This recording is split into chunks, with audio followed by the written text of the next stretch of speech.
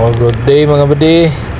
Continuation din Continuation pala ito ng ng nilangkat natin na si water pump dun sa baba.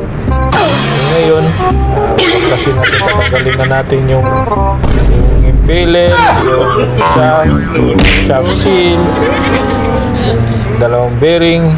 Okay, kasi papalitan.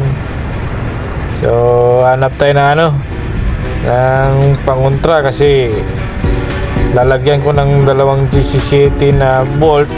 Hanap tayo dito sa hardware natin para makontrahan natin yung ikot ng impeller nut.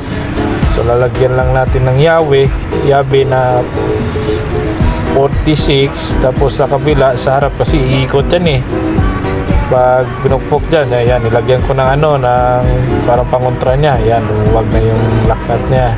So dalawang nut yan, double nut. So sa pangalawang nut na medyo nahirapan kami dyan. So ingatan nyo lang na huwag nyo tamaan yung impeller kasi depende sa design. Merong impeller na brass. Yan, yung impeller na yan ay fibra.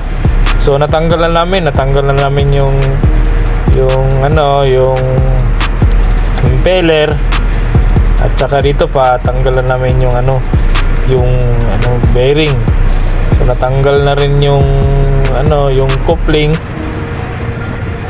And so yung papalabas nito kasi may siya may tawag nito, may circlip sa may parteng taas.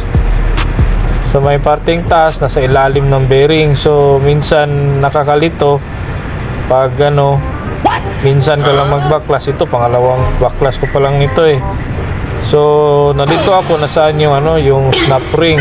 So yung snap ring pala, sabi ni Albert, nasa may taas.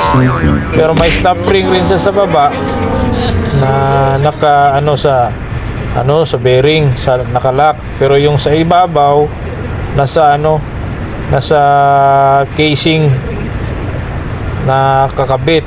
So tingnan natin paano pag backlash. Ay, na-backlash na. Video na yan. Piki yung videographer niya. Na-backlash na. Natanggal na. Lilyaso nga ba di? Kulang ang video. Kulang na putol. Sige lang, bawian na lang sa sunod.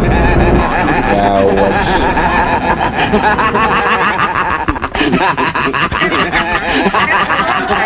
Apa?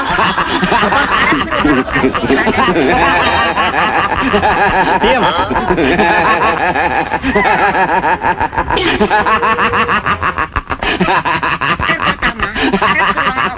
Apa?